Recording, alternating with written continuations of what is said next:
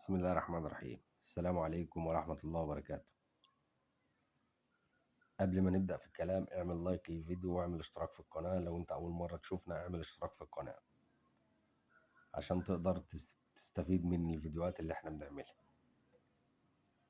هنتكلم النهاردة عن نص جنيه البنك الأهلي المصري. نص جنيه البنك الأهلي المصري اللي هو الشهير بنص جنيه الجعران. نص جنيه الجعران، وده النسخة الثالثة من النص جنيه المصري، النسخة رقم 3 من النص جنيه المصري. طبعا أول نسخة اللي هو نص جنيه أبو الهول. نص جنيه أبو الهول كان في نص الورقة كده مرسوم أبو الهول. ده أول إصدار من النص جنيه، كان نص جنيه اسمه نص جنيه أبو الهول، في نص الورقة كده نص جنيه أبو الهول. ده أول نسخة من النص جنيه. تاني نسخة من النص جنيه كان أبو الهول على الشمال،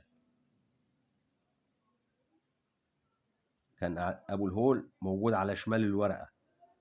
والنسخة الأولانية أبو الهول في النص، والنسخة التانية أبو الهول على الشمال. وطبعا النسختين دول استحالة تلاقيهم. ليه؟ لأن هم دول أول نسختين اتعملوا، فدي طبعا استحالة تلاقيهم. انسى إنك تلاقيهم، وأسعارهم غالية جدا مرتفعة جدا. ليه؟ لأن هم مش موجودين. العدد نادر أوي أوي أوي أوي اللي تلاقيه معاه. نيجي على النسخة التالتة اللي هي اللي قدامك دي، نسخة البنك الأهلي المصري اللي هو الجعران، الشهير بالجعران. وطبعا اي حاجه مكتوب عليها البنك الاهلي المصري دي سعرها بيبقى غالي. اي عمله مكتوب عليها البنك الاهلي المصري دي سعرها دايما غالي. اي عمله مكتوب عليها البنك المركزي المصري دي سعرها رخيص. ليه؟ لان البنك الاهلي ده اول حاجه من 1899. ده اول حاجه صدرت. اصدارات البنك الاهلي دي من 1899 لغايه الستينات. دخل البنك المركزي في الستينات. فالعملات بتاع البنك المركزي دي اسعارها قليله لان هي قريبه، الوقت بتاعها قريب. اما البنك الاهلي ده حاجات قديمه فسعرها دايما بيزيد. فهنتكلم عن النص جنيه ده. والنص جنيه ده طبعا كل حاجه على حسب حالتها، كل ورقه على حسب حالتها. تحديد الاسعار هنا على حسب حاله الورقه وتوقيع المحافظ نفسه. توقيع المحافظ نفسه هو اللي بيفرق في حاله الورقه، في سعر الورقه. ده مثلا وقع عليه 4 محافظين. نص جنيه ده وقع عليه 4 محافظين من سنة 31 أو 32. النص جنيه ده صدر، فأول محافظ صدر في عهد الورقة دي كان إدوارد كوك. فالورقة اللي مكتوب عليها إدوارد كوك ده، المحافظ إدوارد، دايما تبقى غالية لأن ده أول إصدار منها. ده إصدار قديم فدي سعرها غالي. السعر هنا بقى يبدأ على حسب الحالة.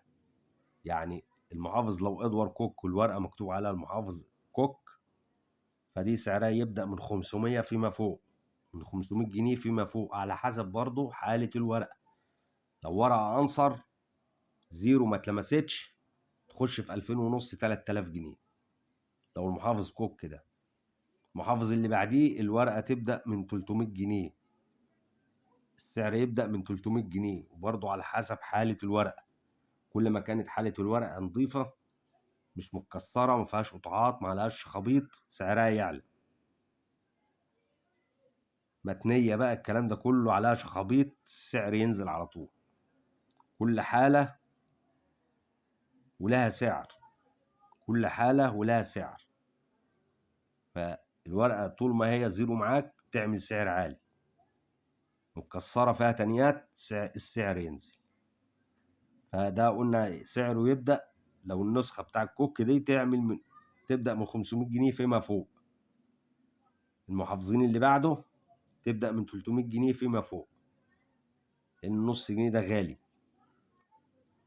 فده كان الكلام عن النص جنيه. اعمل لايك للفيديو واعمل اشتراك في القناة. انتظرونا في فيديوهات تانية، والسلام عليكم ورحمة الله وبركاته.